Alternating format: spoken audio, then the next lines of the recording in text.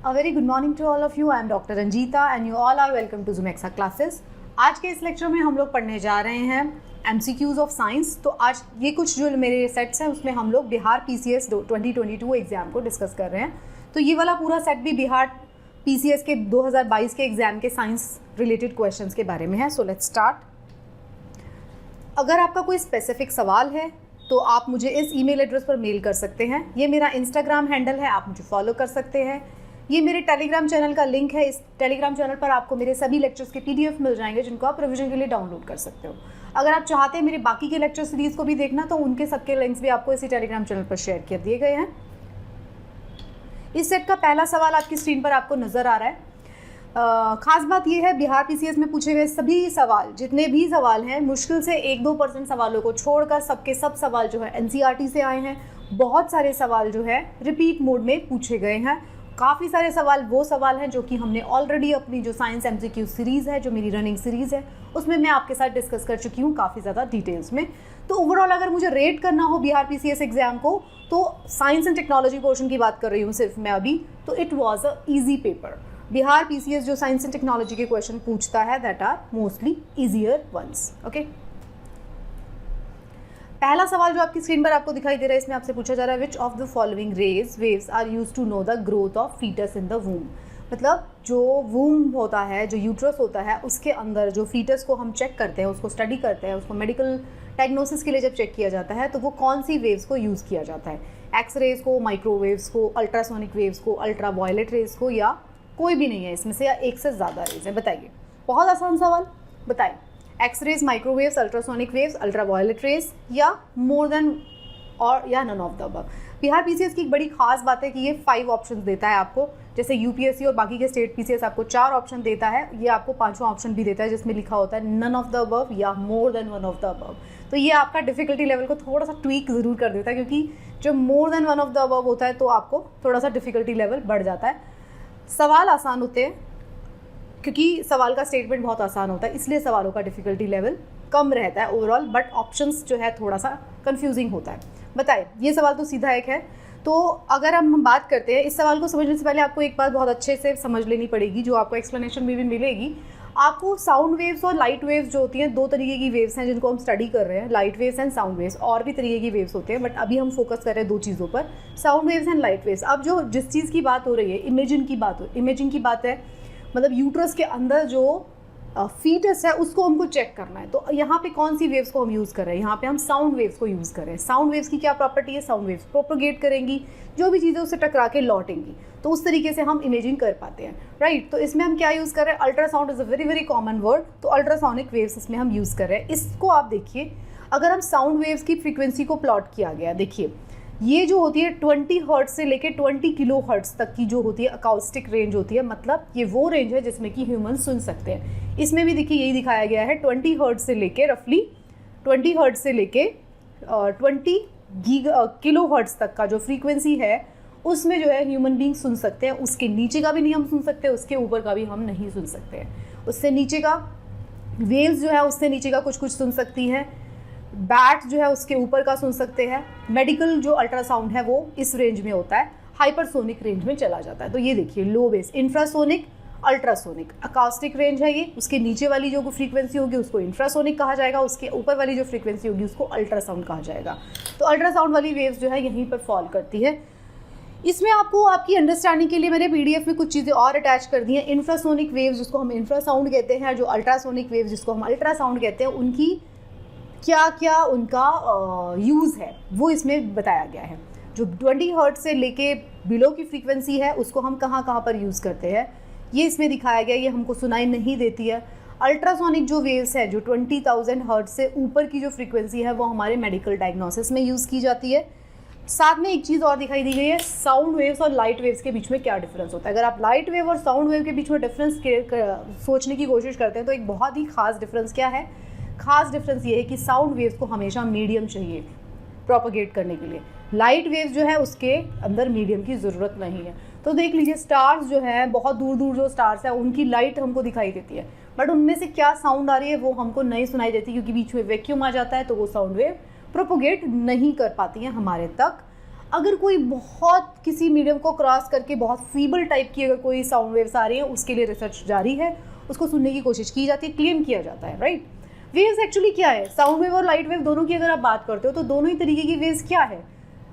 कोई वेव्स कैसे क्रिएट होती है, जब आप वाइब्रेशन क्रिएट करते हो तो साउंड वेव क्रिएट होती है, और लाइट तो जो लाइट इमिटिंग ऑब्जेक्ट्स हैं वो लाइट करते हैं तो लाइट प्रोपोगेट होती है, तो लाइट को मीडियम की ज़रूरत नहीं पड़ती। और साउंड क्या होगा, मीडियम के अंदर कोई भी डिस्टर्बेंस क्रिएट होगा तो वो एक साउंड वेव को क्रिएट कर देता है मीडियम के अंदर, ओके। मीडियम की ज़रूरत है, लाइट वेव्स के लिए मीडियम की ज़रूरत नहीं है। तो this is a very very big difference. Rest of the difference you can read from this PDF। अगला जो सवाल है उसमें आपसे पूछा जा रहा है कि जो हम खाना बनाते हैं, food gets cooked faster in pressure cooker because, मतलब ये सारे के सवाल बिहार PCS में पूछे गए सवाल है, आप देख सकते हैं।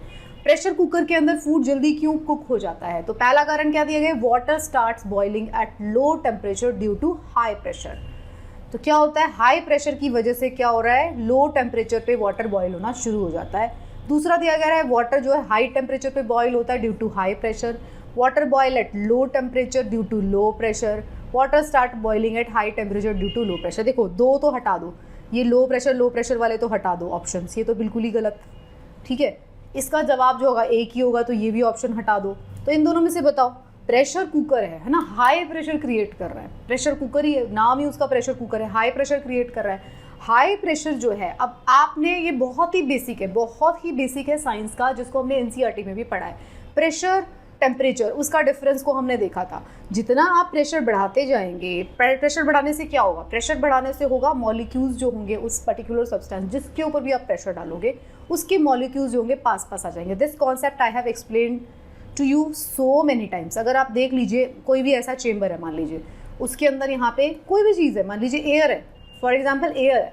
अब एयर पड़ी हुई है इस रूम के अंदर, अगर इस रूम का टेम्परेचर जो है, प्रेशर जो है वो बढ़ना शुरू हो जाए, दो चीज़ें होती है, टेम्परेचर एंड प्रेशर, तो दोनों का प्ले होता है साथ में। अगर आप प्रेशर बढ़ा दोगे, प्रेशर बढ़ाते जाओगे, तो क्या होगा, वो जो मॉलिक्यूल्स थे जिनको इतना सारा स्पेस मिला हुआ था, उनको इतना सा स्पेस मिल गया, तो वो पास आ जाएंगे। जैसे जैसे वो पास आएंगे तो उसके बीच में क्या होगा, उनका टेम्परेचर भी बढ़ना शुरू हो जाएगा। तो टेम्परेचर और प्रेशर जो है क्या है, अब हो क्या रहा है, हाई प्रेशर पे क्या हो रहा है, हाई प्रेशर पे जो है boiling point eight high temperature. अब जो पानी जो कि नॉर्मल टेम्परेचर पे बॉईल हो जाना चाहिए था, वो बॉईल नहीं होगा। तो B is the right answer. वो बॉईल किस पे होगा, वो ज़्यादा टेम्परेचर पे बॉईल होगा, क्योंकि उसके वेपर्स बन ही नहीं पाएंगे, उसका बॉइलिंग पॉइंट हमने बढ़ा दिया। किस वजह से बढ़ा उसका बॉइलिंग पॉइंट, ज़्यादा प्रेशर अप्लाई हुआ तो उसका बॉइलिंग पॉइंट बढ़ता जाएगा। तो अभी वो जितने नॉर्मल टेम्परेचर पे हो सकता था बॉयल, उतने पे नहीं होगा, अब उसको और ज़्यादा टेम्परेचर दोगे तब जाके बॉयल होगा। तो अगर 100 डिग्री सेल्सियस पे वाटर बॉयल हो रहा है नॉर्मली, तो अगर आप प्रेशर कुकर की बात करेंगे तो उसके अंदर 120 डिग्रीज पे जाकर रफली बॉयल होना शुरू होता है। तो अगर 120 डिग्री पे कोई चीज़ बॉयल हो रही है तो उतना हीट को पहले एब्जॉर्ब करेगी। एक छोटा सा चेम्बर है, देखिए आपका प्रेशर कुकर, उसके अंदर आपने कोई चीज़ डाल दी और उसका टेम्परेचर इतना ज़्यादा बढ़ा दिया, प्रेशर बढ़ गया, तो क्या होगा, वो जल्दी से कुक हो जाएगी। इसीलिए बोला जाता है कुकिंग का यही तरीका है।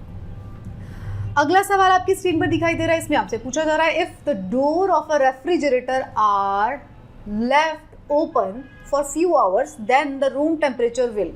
अब आपके कमरे के अंदर एक फ्रिज रखा हुआ है, किचन के अंदर एक फ्रिज रखा हुआ है, आपने क्या किया, फ्रिज के अंदर से आपको बहुत ठंडा ठंडा लगता है, आपने फ्रिज को खोल दिया ये समझ के कि पूरा रूम ही ठंडा हो जाएगा। तो यही पूछना चाह रहा है ये कि अगर रेफ्रिजरेटर का डोर ओपन छोड़ देंगे तो असली में क्या रूम का टेम्परेचर डिक्रीज़ हो जाएगा, मतलब ठंडा होगा क्या रूम का टेम्परेचर इंक्रीज़ हो जाएगा, क्या रूम का टेम्परेचर सेम रहेगा, या decrease in the area in vicinity of the refrigerator, उसी जगह पर ठंडा होगा जहाँ पर रेफ्रिजरेटर है, या फिर इससे ज़्यादा ऑप्शन या कोई भी ऑप्शन नहीं है। ये इसमें दिखा था। बड़ा इंटरेस्टिंग सवाल, आसान सवाल है बट इंटरेस्टिंग काफ़ी है। हमने NCERT में इसको डिस्कस किया था। अब देखिए, इसको समझने के लिए आपको क्या करना पड़ेगा ना, आपको ये समझना पड़ेगा कि रेफ्रिजरेटर फंक्शन कैसे करता है, राइट। तो जनरल अवेयरनेस का क्वेश्चन हो गया ये एक तरीके से। तो रेफ्रिजरेटर की जो फंक्शनिंग होती है ना, देखो सबसे पहले तो ये समझ लो, आपने रेफ्रिजरेटर खुला छोड़ दिया ना तो आपका रूम का टेम्परेचर बढ़ाता है, ठीक है। ये तो आपने प्रैक्टिकली भी करके देखा होगा, सबने किया है बचपन में, ये सोच के कि रेफ्रिजरेटर जो है ठंडा करता है। हम क्या करते थे, रेफ्रिजरेटर को खोल के उसके पास ही खड़े हो जाते थे, बट उससे क्या होता था, अल्टीमेट इफेक्ट क्या होता था, रूम का टेम्परेचर और भी ज़्यादा बढ़ जाता था। ये हम सबने एक्सपीरियंस किया है कभी ना कभी, राइट। तो सही जवाब तो वही, ये इंक्रीज़ हो जाएगा। अब रेफ्रिजरेटर काम कैसे करता है, तो रेफ्रिजरेटर की जो फंक्शन है आप इधर से पढ़ लीजिएगा पूरी।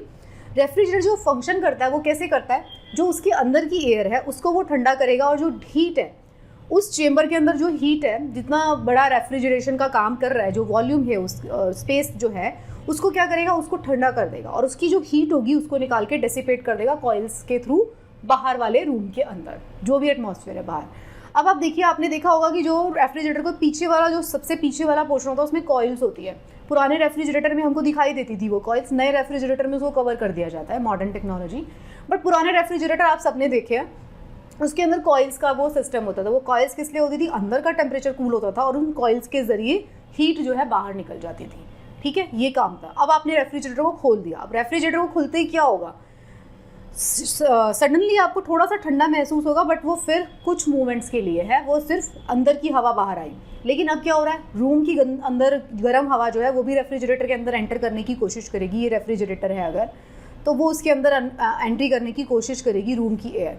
अब रूम की एयर, रूम बहुत बड़ा है, रूम की एयर बहुत ज़्यादा गर्म है, तो अब रेफ्रिजरेटर क्या करेगा, तेज़ी से काम करना शुरू करेगा, जो गर्म एयर आई है उसको ठंडा करने का और हीट निकालेगा। लेकिन वो तो एंडलेस है, फिर से और एयर आ रही है, सर्कुलेट हो रही है, बहुत बड़ा रूम है, तो और जैसे जैसे एयर आती जाएगी वो तेज़ी से काम करता रहेगा, और हीट को डेसिपेट कहाँ कर रहा है, डेसिपेट कर रहा है उसी रूम में। तो जितना ज़्यादा रेफ्रिजरेटर को काम करना पड़ेगा वो उतनी ही हीट को डेसिपेट कर देगा। कहाँ पे करेगा, उसी रूम में करेगा। तो अगर आप रेफ्रिजरेटर का दरवाज़ा खुला छोड़ते हैं तो रूम और ज़्यादा गर्म हो जाता है। Rest of the things you can read from this PDF। Next जो क्वेश्चन है उसमें आपसे पूछा जा रहा है, hydrogen bomb is based on the principle of. अब ये जो सवाल है ना, बड़ा अच्छा सवाल है, NCERT में हमने पढ़ा था हाइड्रोजन बॉम्ब कैसे काम करता है, जो यूरेनियम वाला बॉम्ब है वो कैसे काम करता है, ये दोनों चीज़ें हमने पढ़ी थी। अब इसमें जो है ना, अब आप ये बात मैं आप सभी से पूछना चाहती हूँ, जो भी मेरे बिहार PCS वाले स्टूडेंट्स हैं, जो भी उस एग्ज़ाम की प्रिपरेशन करते हैं या जो उस एग्ज़ाम को दे रहे हैं, आप ही लोगों को मुझे बताना पड़ेगा कि आपकी मतलब BPSC जो है वो किस तरीके से उसको करती है, क्योंकि जब तक की नहीं आएगी तब तक हम इसके कंक्लूडिंग आंसर पर नहीं पहुँचेंगे। आई विल एक्सप्लेन यू कि क्या है इसका सही जवाब। अब पहले तो आप ये समझ लीजिए इसमें क्या क्या ऑप्शन दिए गए, controlled fusion, controlled fission, uncontrolled fusion and uncontrolled fission, ये दिया गया है। अब पहली बात तो ये समझ लो आप कि फ्यूजन और फिजन में डिफरेंस क्या होता है। देखिए, फ्यूजन जैसे कि नाम ही पता चल रहा है, फ्यूजन का मतलब हो रहा है फ्यूज़ हो रहे हैं। मेरे हिंदी भाषी जितने लोग हैं, मैं हमेशा आपको समझाती हूँ, साइंस जो है उसकी कोई लिमिटेशन नहीं है। अगर मैं फ्यूजन बोल भी रही हूँ तो आपको समझ में आ रहा होगा, क्योंकि आप कॉम्पिटिटिव एग्जाम्स की प्रिपरेशन कर रहे हैं। आप कोई आई मीन टू से, मतलब you are related to the exam mood, है ना। तो आपको पता है कि अगर मैं फ्यूजन बोल रही हूँ तो आप अपनी NCERT खुद भी पढ़ रहे हैं, अपनी किताबें खुद भी पढ़ रहे हैं, आपको समझ में आएगा जब मैं एक्सप्लेन करूँगी। फ्यूजन का मतलब होता है दो एटम्स जो है वो फ्यूज़ होके उन्होंने एक एटम बना दिया, राइट। फ्यूजन। फिजन क्या है, ब्रेकेज हो रही है, एक बड़ा एटम है उसको एनर्जी दी गई और वो दो पार्ट्स में, दो छोटे एटम्स में टूट गया, और इस टूटने से क्या हुआ, बहुत सारी एनर्जी रिलीज होती है, राइट। तो ये है एटॉमिक बॉम्ब का प्रिंसिपल। दो तरीके के एटॉमिक बॉम्ब है, fusion bombs and fission bombs. तो अब क्या हो रहा है, फ्यूजन जो होता है उसको हम कंट्रोल नहीं कर पाते। फ्यूजन रिएक्शन कहाँ पर हो रही है, फ्यूजन रिएक्शन हो रही है सन में। हाइड्रोजन बॉम्ब का प्रिंसिपल हम कहाँ से लेकर आए, सन के अंदर क्या हो रहा है, सन के अंदर हाइड्रोजन के दो एटम्स मिलके फ्यूज हो जाते हैं और हीलियम का प्रोडक्शन होता रहता है। इसीलिए बोला जाता है कि सन की भी एक लाइफ है, मतलब वो भी अनंत तक नहीं चलेगा। जब उसका सारा हाइड्रोजन यूज हो जाएगा, सारा का सारा हीलियम में बन जाएगा, कन्वर्ट हो जाएगा, तो उसके बाद जो हमारा सूरज भगवान है, जिसको हम देवता मानते हैं, उसका भी अंत हो जाना है, राइट। तो अब क्या बात हो रही है, बात हो रही है फ्यूजन जो रिएक्शंस होती हैं उसको कंट्रोल करना मुश्किल होता है बहुत ज़्यादा, तो फ्यूजन रिएक्शंस अनकंट्रोल होती हैं। तो ये तो बात आप समझ गए।